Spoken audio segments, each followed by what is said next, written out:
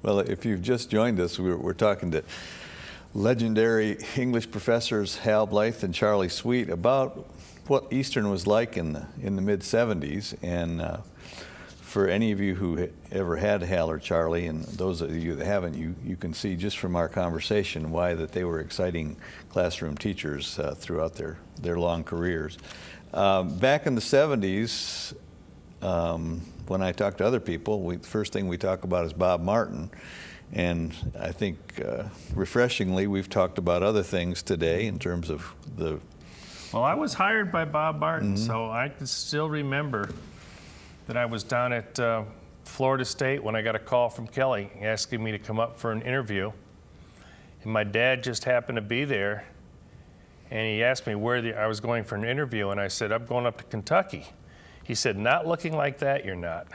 And he immediately took me to the barber, and my hair on my shoulders was suddenly cut about the length it is now, though there was more of it. And he was a banker, and he bought me a black suit and a white tie, a white shirt, rather.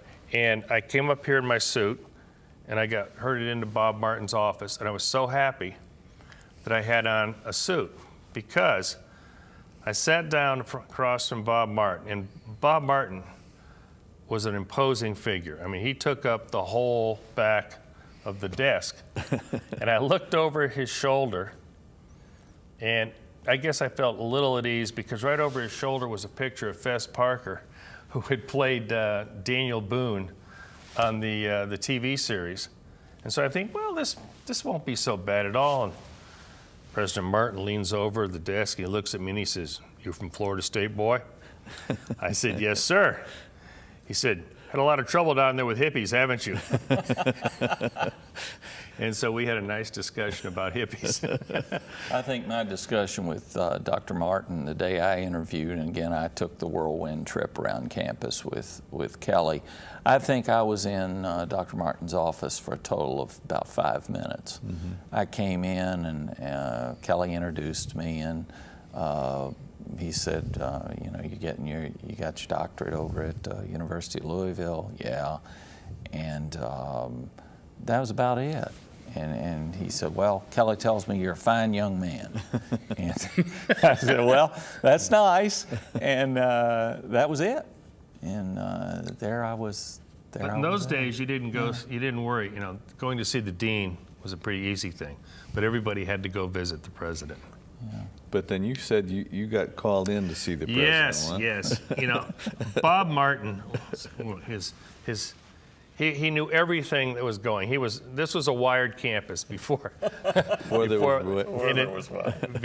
was wire, exactly. Because at the English department, we had a literary journal called the Aurora.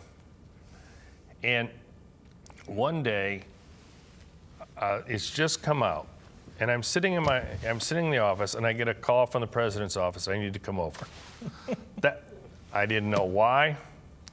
So I go over there, and I'm thinking all the things. What could I have done? Or, I'm sure they're not going to give me anything.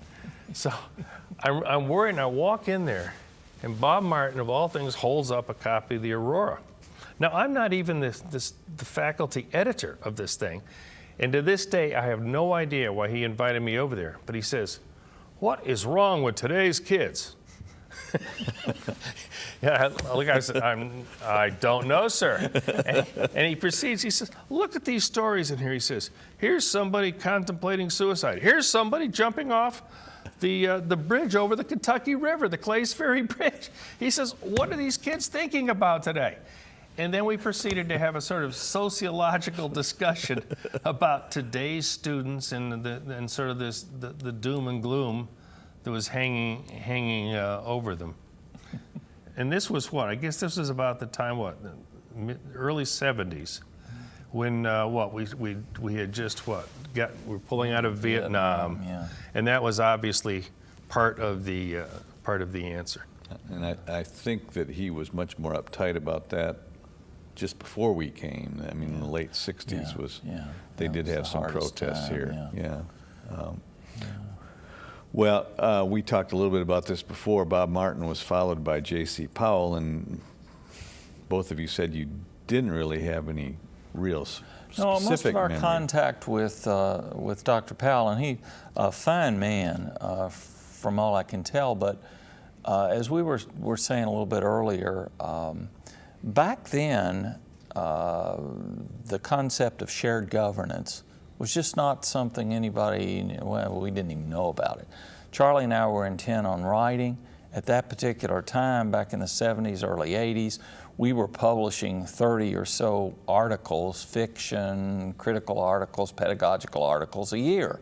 So we had our nose to the grindstone trying to teach 4 classes, trying to have a family life, and doing things on the outside as well. The one person we did have some contact with, I think, was probably John Rowlett.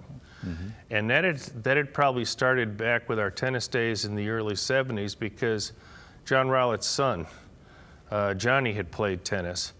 And young Johnny was not adverse to calling up anybody and asking them to play tennis, even if it happened to be a professor of English and he was a high school kid. So we had known him, and basically we played against him even when he came to Eastern and became a student here. But his father, Big John, took an interest in us. Now, whether that's related to the first part of the story with his son, I have no idea. But for instance, when we were doing all the TV shows, go back to what Kelly had said, he wanted 1 publication a year.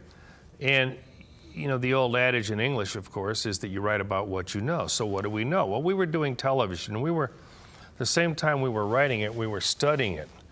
And we were learning about, back then, the 70s vid kid, who by the time he was a freshman, or she was a freshman at Eastern, had spent 1 year of their life just watching television. And we really thought about this. And so we did an article for a big magazine in the College English. One of the biggest. Was it Try It, You'll Like It, or something it was called. Yeah. And it was a huge article, and it was on this cutting edge stuff, because back then educational television, ITV, was really, really new. And John Rowlett loved this. He brought us over to his office and told us how much he liked this article. Now, how he got a hold of it, I don't know, because we certainly didn't send it to him. Well, I remember he made up 1 copy for every single faculty member on campus and had it put in their mailbox. Paul, you probably got your own copy of I Try probably It, did. You'll Like It. I think John, I saved it so that you all could autograph it. You probably did, I'm sure. And just to interrupt, we're talking, for any of you that don't know who John Rowlett is, the long time Vice President for Academic Affairs for probably 30 years. Gosh, yes, and he was right there. you know, I would say that John had a way of knowing what people were doing if you were active in scholarship, and things that I wrote, he found out about too. And he was an incredible man. He was, along with Bino, probably for us as a writing team, John was our great mentor. He led us, he showed us how to do things correctly. One of our great stories was we used to have an internal granting committee, and Charlie and I applied for a grant. We wanted to do some writing. And we had to go before this group and plead our case, and we had produced some paper for them.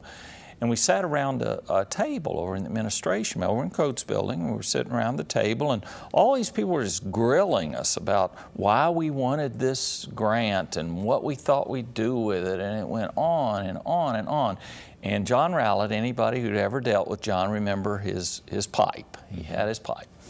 Well, he just sat there and listened and listened and listened, and finally, after all of them had asked these questions, and we were sweating bullets, we were trying to answer just the right way, John reared back in his seat, put his pipe in his mouth, and he said, "I think we'll give a grant to these young men." And that was it. There was no more discussion.